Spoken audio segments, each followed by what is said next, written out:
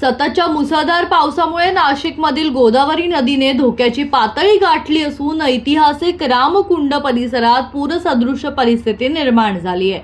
नदीच्या वाढत्या पाणी पातळीमुळे घाट परिसर जलमय झाला असून रामकुंडातील प्रसिद्ध मारुती मूर्तीच्या कमरेपर्यंत पाणी पोहोचले।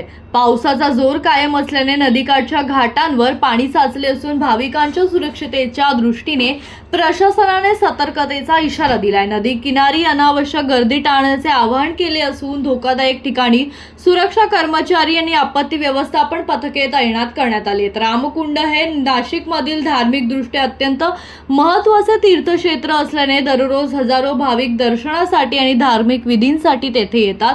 मात्र सध्याची परिस्थिती लक्षात घेता प्रशासन परिस्थितीवर सातत्याने लक्ष ठेवून आहे।